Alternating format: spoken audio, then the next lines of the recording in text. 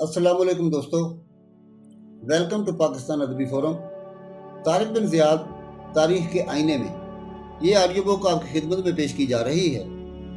आज हम इसकी 70वीं किस्त पेश कर रहे हैं।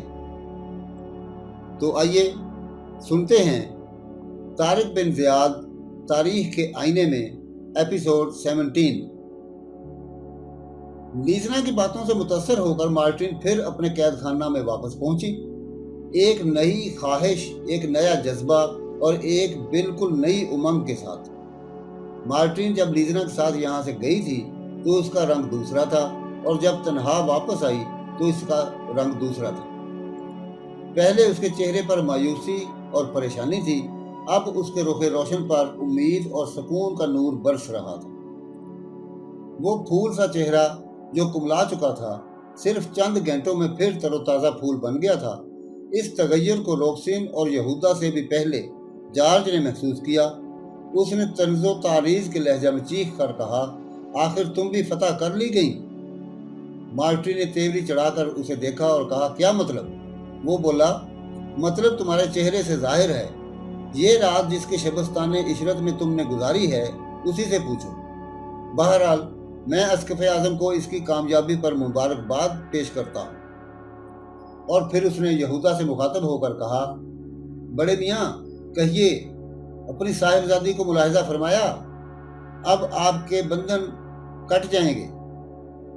ये हथकड़ियाँ और बेड़ियाँ अब कभी आपके करीब नहीं आएंगी। अब आप और आपकी दुख्तरे बुलंद अख्तर अस्कफ़े आज़म की गोद में बैठकर दादे इशरत देंगे। वाकई हुस्न सबसे बड़ी दौलत है। आपकी दौलत लुट गई, तिजोरियां छीन ली गई, मकान जला डाला गया, बाग वीरान कर दिए गए, लेकिन ये लाजवाल दौलत जिसे मार्टिन की सूरत में आप अपने साथ लाए थे, वो न सिर्फ मौजूद है बल्कि सूद भी दे रही है। वो जोर से हंसा। यहूदा भी मार्टिन को खुश और मसरूर देखकर जल गया था, लेकिन जॉर्ज की बातें सुनकर उसके बूढ़े और ठंडे खून में फिर जोश और जज्बा पैदा हो गया।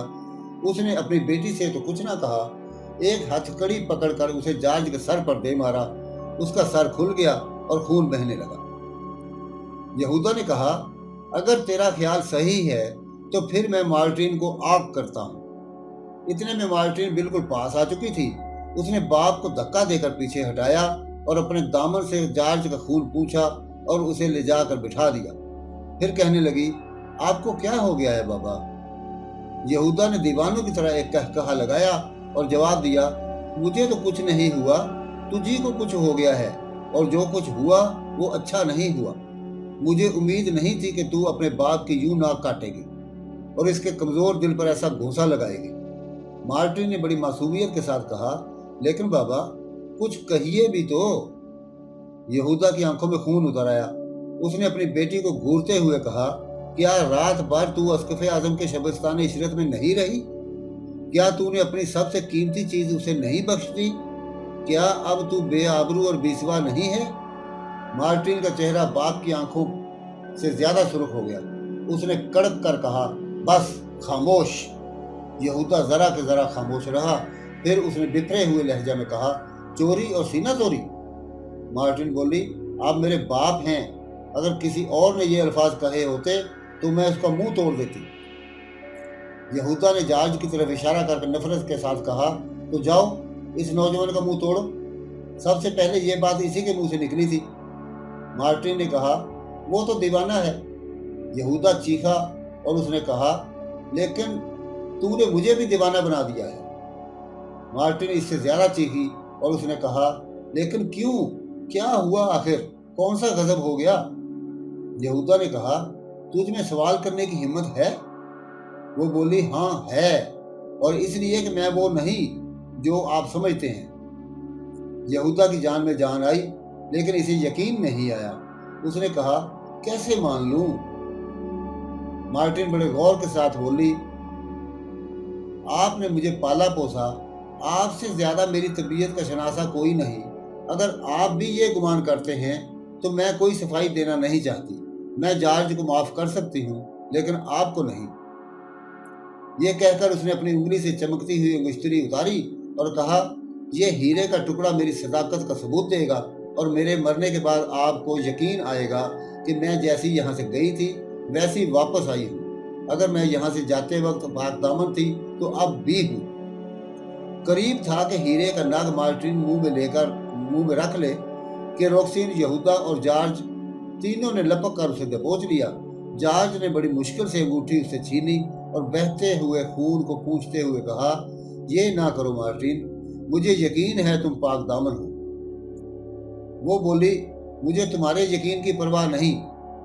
یہودا نے روتے ہوئے کہا، بیٹی مجھے بھی یقین ہے۔ وہ کہنے لگی، اب آپ کے یقین کی بھی پرواہ نہیں کرتی۔ روکسین روتی ہوئی آگے بڑھی اور اپنے کمزور ہاتھوں کو بڑھا کر اس نے بیٹی کو سینہ سے لگایا اور پرنم آنکھوں کے ساتھ کہا، کیا میری بھی پرواہ نہیں؟ مارٹن نے کوئی جواب نہ دیا اور ماں کے شانے پر سر رکھ کر پھوٹ پھوٹ کر رونے لگی۔ جارج نے ہتھ کڑی اٹھا کر اپنے زخمی سر پر ماری، خون اور زیادہ تیزی کے ساتھ بہنے لگا۔ مارٹن لپک کر آ گئی۔ اس نے جارج کا بہتا ہوا خون اپنے دامن سے صاف کیا، اپنائیت کی خفگی کے لہجے میں کہا، جارج تمہیں کیا ہو گیا ہے؟ ہوش میں آؤ، اس طرح تو تم مر جاؤ گے۔ وہ بولا، ہاں میں مرنا چاہتا ہوں۔ جب تمہیں میری پرواہ نہیں تو زندگی کس کام کی؟ مر جانے دو، موت ہی میرا علاج ہے۔ جارج نے پھر اپنے دونوں ہاتھوں سے ہتھکڑیاں سر پر مارنے کے لیے اٹھائیں۔ مارٹن نے پکڑ لیا اور متانت کے ساتھ کہا، کیا تم میرا حکم نہیں مانو گے؟ جارج نے حیرت سے مارٹن کو دیکھا اور کہا، حکم؟ تم مجھے حکم دے رہی ہو؟ وہ بولی، ہاں۔ وہ کہنے لگا، تم مجھے اس قابل سمجھتی ہو کہ حکم دو؟ کیا میں اس قابل ہوں؟ مارٹن نے صرف ایک لفظ کہا، ہاں۔ وہ دیوانوں کی طرح ہنسنے لگا اور اس نے کہا، میں کتنا خوش قسمت ہوں۔ اسقف اعظم کو جب میری خوش قسمتی کا حال معلوم ہوگا تو وہ زہر کھا لے گا۔ کہاں ہے کمبخت؟ مارٹن نے جواب دیا، کہیں باہر گیا ہے، دورہ پر۔ جارج نے کہا، کب آئے گا؟ مارٹن نے کہا، تمہیں کیا؟ آ جائے گا جب اس کا جی چاہے گا۔ جارج نے عجیب بے تابی کے ساتھ کہا، مرنے سے پہلے اسے ایک مرتبہ بتا دینا چاہتا ہوں کہ میں اس سے زیادہ خوش قسمت ہوں۔ پھر وہ بڑے جوش سے چیخا، میں اس پر ثابت کر دینا چاہتا ہوں کہ تشدد میں وہ قوت نہیں جو اطاعت میں ہے۔ وہ تشدد سے مارٹن کو نہ جیت سکا اور میں نے اطاعت سے جیت لیا۔ مارٹن نے ایک انداز معشوقانہ کے ساتھ کہا، تم مرنے کی باتیں کیوں کرتے ہو؟ وہ بڑی بے بسی کے ساتھ بولا، مرنے کی اجازت بھی نہیں۔ وہ کہنے لگی، کہہ چکی نہیں، سن بھی تو چکو کسی طرح، آخر کتنی مرتبہ کہوں تب سنو گے؟ جارج وفور جذبات سے بے قابو ہو کر بولا، مرنے کی اجازت نہیں، زندہ نہیں رہ سکتا، پھر آخر کروں کیا؟ مارٹن بولی، کیوں زندہ نہیں رہ سکتے؟ پھر وہی دیوانے پن کی باتیں۔ کہنے لگا، بات کرنے کی اجازت بھی نہیں، اچھا خاموش رہوں گا، اب کچھ نہ بولوں گا، لیکن اپنے دل کا کیا کروں؟ مارٹن ذرا مسکراتی ہوئی بولی، یہ نیا شگوفہ کھلا، دل کو کیا ہوا؟ کچھ دیر ٹھہر کر مارٹن نے کہا، قید خانہ میں یہ باتیں اچھی نہیں لگتی، اگر کسی نے سن لیا تو لینے کے دینے پڑ جائیں گے۔ جارج نے بڑے ولولہ کے ساتھ کہا، ہاں یہ قید خانہ بڑی بری جگہ ہے، یہاں ساری زندگی بسر کر سکتا ہوں، لیکن تمہیں اس تکلیف میں ایک لمحہ بھی نہیں دیکھ سکتا۔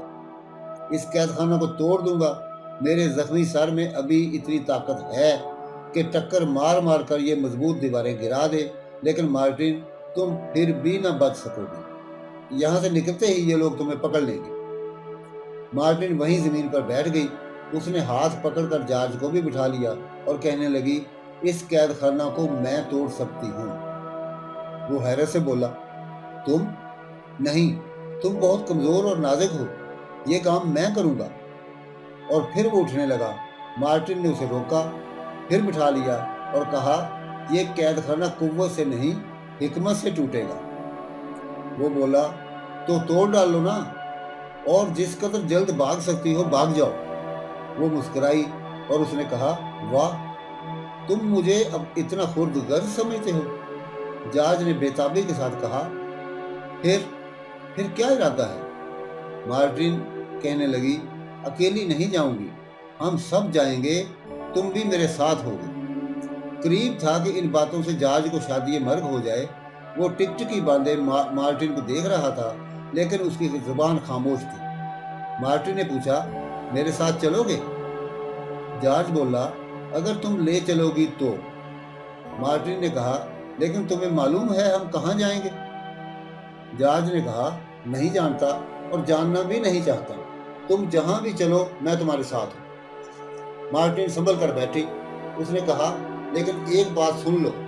जॉर्ज ने कहा, कहो, सुन रहा हूं। मार्टिन ने कहा, मेरे साथ चलने के मानी क्या हैं जानते हो? जॉर्ज बोला, बता दोगी तो जान लूंगा। मार्टिन ने कहा, मेरे साथ चलने के मानी हैं कलीसिया से बगावत।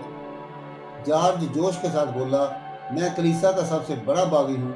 इसकी ईंट से ईंट बजा देना चाहता हूँ। मार्टिन ने कहा, मेरे साथ चलने के मानी है बादशाह सलामत से बगावत। जॉर्ज और ज्यादा जोश से बोला, मैं बादशाह से भी बगावत करूंगा। वो इस लायक नहीं कि बादशाह कर सके। वो जालिम है, अय्याश है, खुदगर्ज है। उसने मेरे प्यारे वतन को जहन्नम का नमूना बना दिया है। मैं इसके खिलाफ तलवार उठाऊंगा। मार्टिन ने निगाह तवज्जो से जॉर्ज को देखा, कुछ देर देखती रही, फिर बोली, मेरे साथ चलने के मानी हैं मुसलमानों से दोस्ती, उनकी रफाकत। जॉर्ज कुछ देर तक सर झुकाए सोचता रहा। फिर उसने मार्टिन पर एक निगाह डाली और एक ठंडी सांस भरकर कहा, मार्टिन, मैं इसके लिए भी तैयार हूँ। जॉर्ज कुछ देर खामोश रहकर बोला, तुम्हें हैरत होगी कि मैं इस आखिरी बात पर क्यों तामुल के साथ तैयार हूँ। मार्टिन ने कहा, हाँ है, तो बताओ क्यों?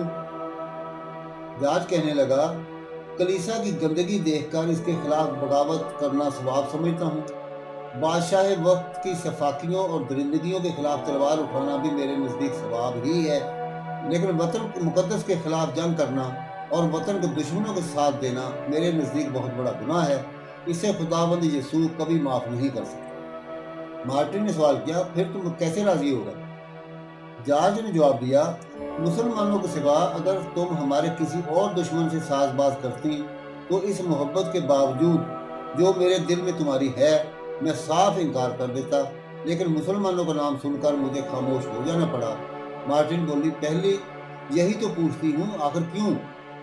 जॉर्ज ने कहा, इसलिए कि वो इंसान नहीं, रहमत के फरिश्ते हैं। वो किसी पर जुल्म नहीं करते, किसी को सताते नहीं, किसी के मजहब में मुदाखलत नहीं करते, अदल व इंसाफ के मामला में किसी के साथ रू रायत नहीं करते। इनके यहाँ ऊंच नीच की तमीज़ नहीं। वो हर इंसान की इज्जत करते हैं, हर मुसलमान को अपना भाई समझते हैं। वो खुदा से डरते हैं, उसके बंदों के साथ बुरा सलूक नहीं करते। मुसलमान अगर इस देश में आ जाएं तो ये उजड़ी हुई ज़मीन फिर एक मर्तबा जन्नत बन जाए। उन्हें आना चाहिए, वो आएंगे, इन्हें अब कोई नहीं रोक सकता। वक्त की पुकार यही है, कुदरत का फैसला यही है, हालात का तकाजा यही है। जुल्म का प्याला लबालब भर चुका, अब वो छलकने के करीब है। उसे कोई नहीं रोक सकता, ना गरीब जॉर्ज, ना बा इक़्तिदार अस्क़फ़े आज़म, ना बादशाह वक्त रॉडरक। मार्टिन ने कहा, फिर तुम पहले ही मुसलमानों से क्यों न मिल गए?